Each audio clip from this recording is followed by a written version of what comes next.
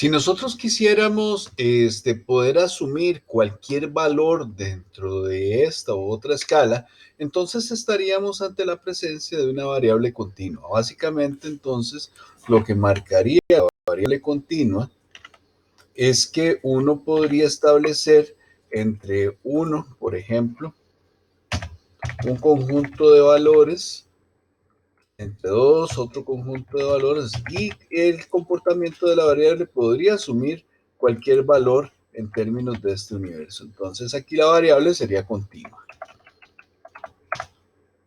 Entonces tiene que ver con el proceso de medición que nosotros establezcamos. Otra clasificación de las variables son variables a partir de el valor que puede asumir el cero. Entonces, tenemos que las variables pueden ser variables de intervalo y variables de razón. Estas también son variables cuantitativas. Y la diferencia, como les indicaba, tiene que ver con el valor que puede asumir cero. Entonces, vamos a imaginarnos que aquí está cero. Entonces,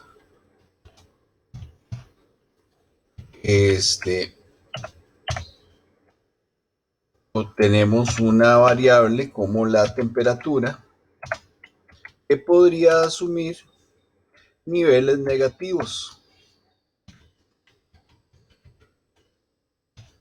Y tenemos entonces que aquí cero no significa ausencia del fenómeno. ¿Por qué? Porque básicamente nosotros podríamos estar a 0 grados de temperatura, no significa que no hay temperatura, sino que la temperatura podría asumir otros valores que van más allá de esto. Entonces, aquí tenemos la presencia de una variable de intervalo. ¿Cuál es una variable de razón? Es aquella variable donde el cero significa la ausencia total del fenómeno. O sea, básicamente tener cero ingresos, por ejemplo, significa que usted no está recibiendo absolutamente nada. Entonces, esa sería una variable de razón, por ejemplo. Ingreso como variable de razón. El otro tipo de variables, que esto lo vamos a profundizar más adelante, simplemente estoy indicándolo pues para que ustedes puedan irlo trabajando. La otra clasificación de las variables tiene que ver con el nivel de manipulación que yo puedo ejercer sobre ellas para propósitos de mediciones. Entonces tenemos la diferencia entre variables independientes y variables dependientes. Aquí la relación que hay entre estas son relaciones de causa-efecto.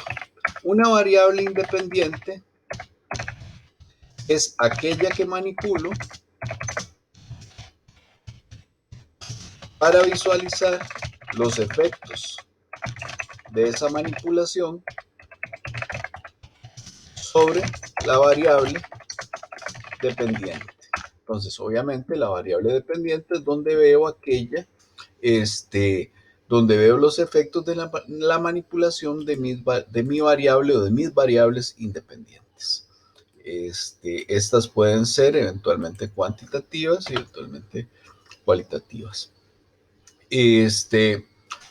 Entonces, aquí es donde queremos centrarnos a partir de esto, porque entonces las relaciones que establezco entre estas variables son de distinta naturaleza. Entonces, recordemos, la lógica es que existe un tipo de relación uno a uno entre las variables. Entonces, la primera relación de causa-efecto que yo puedo generar es una relación de asociación.